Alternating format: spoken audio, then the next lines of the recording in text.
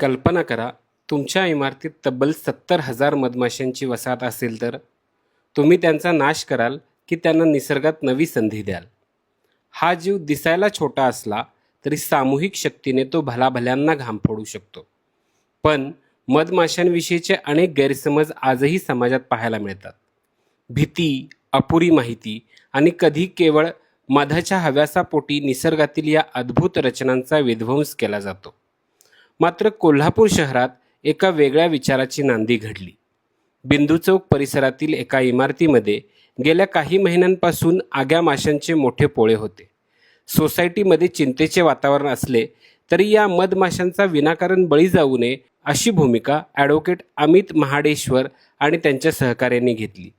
याच दरम्यान त्यांना प्राध्यापक किशोर शिंदे, निसर्गमित्र दिनकर चौगले आणि आदित्य देवकुळे यांच्या मधमाशी संवर्धन कार्याची माहिती मिळाली.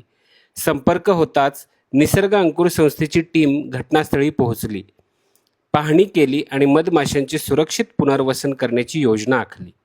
तब्बल 3 तासांच्या अथक प्रयत्नांनंतर एकही मधमाशी न मारता सुमारे 70,000हून अधिक मधमाशांची संपूर्ण वसाहत विशेष सुरक्षा पेटीत जमा करण्यात आली.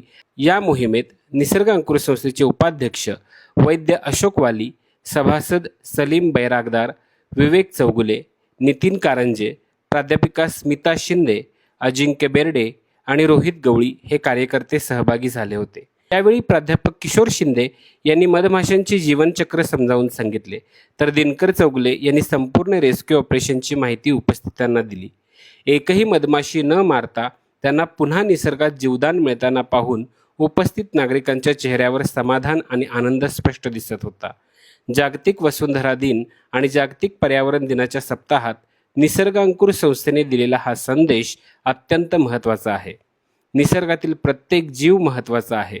त्याचा नाश नव्हे तर संवर्धन हाच खरा पर्याय आहे.